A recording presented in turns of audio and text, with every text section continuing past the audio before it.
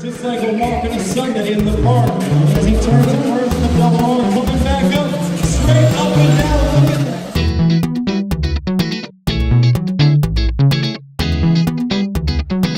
My name's McNeil, most people call me Teach, from southern Maine, just south of Portland, Kennebunk. And I'm a school teacher by day in Manchester, New Hampshire, and on the weekends I'm riding my BMW all over the country and sometimes the world. He's one of the very few guys in the world riding a 1000cc superbike. At one point in time, you're trying to be a professional rider, you're trying to go up the ranks, you're trying to make a living, turn a hobby into a job, and to do that, you got to win the contest. So I won the contest, and they sort of approached me to ride for them. They'd be their stunt rider, and I was never really interested in being a stunt rider ever. I wanted to just have control of the bike. Because here he comes. He's up. He's rolling. He gets cone number 1. Let's see. So this is my 11th year as a BMW brand ambassador. And it's mostly with the double R, but I ride everything. You know, the off-road stuff, the GS. The Heritage line, the R9T, the Bagger, the 310, yeah. And Teach just clutching right up as he takes off. And so my job is really, and I've worked hard over the last decade to evolve it into a whole brand that's sort of what's helped me be quite successful.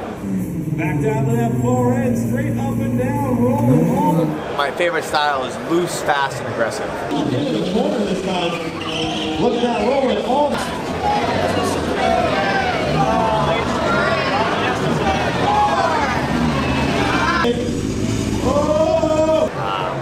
It's pretty much impossible to ride like that here, just with the size of it and the surface.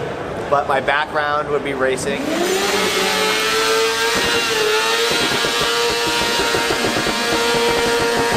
What got me into bikes was going fast and looking cool. And so racing was always a part of what I wanted to do, and that was always a legitimate sport, and there was no judging. It was you were faster and you won, or you were slower and you lost. So that was always appealing to me, but that style has infiltrated this, and so I'm always trying to go faster. So going fast and sliding the bike around is really the #1 thing that I enjoy doing, whether it's this bike, whether it's the track, my dirt bike, ice, you know, whatever it is, I'm always just wanting that sense of speed and slide. And then of course it's nice to be able to do wheelies and stoppies in between. You guys get loud enough, so keep those hands together, because here they come.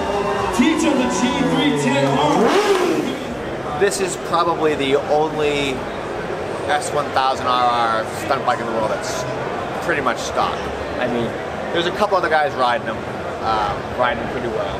But I got full blinkers, full lights, ABS, traction control, it's fully adjustable, cruise control, the whole nine. So there are some specific stunt parts on it. And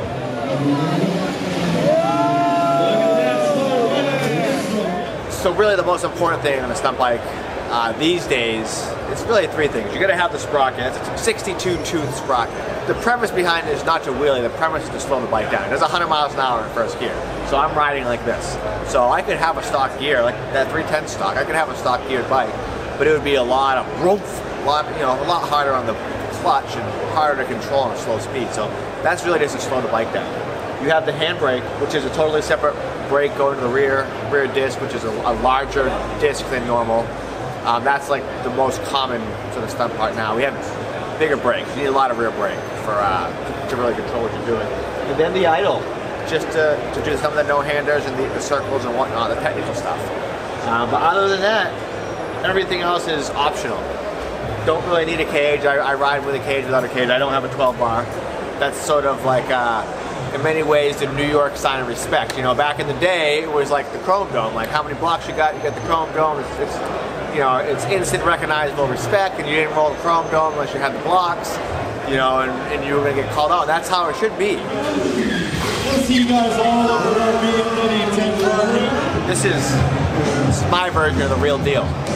You know, 200 horses, stock, pretty looking tail light, not a nick on it. And it's always been like sort of my nod to my background of the streets. I mean, I don't ride the streets anymore, but I try to hold my cred, you know. And so there's my nod to that, because that's what it's about. If I want to just nick it, I'll just nick it.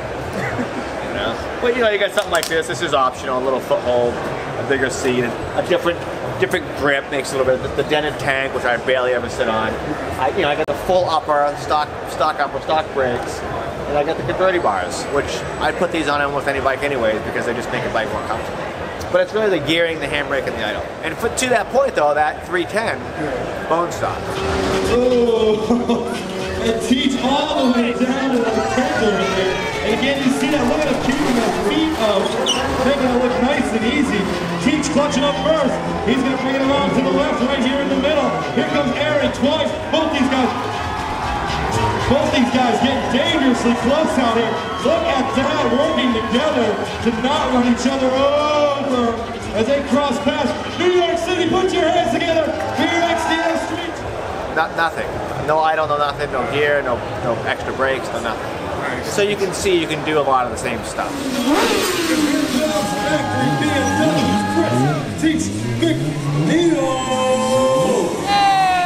I had a guy say to me the other day, he's like, man, I know who you are, but how'd you get where you're at? You only got 5,000 followers, and because I'm a real rider, man. Like, I'm out there riding my bike. But you can hit me up and maybe follow along and check out some stuff at Teach McNeil. You know, you get a little behind the scenes stuff at events, and I do a lot of trials and off-road and dirt. I'm living my life. Everybody should get out there and live theirs.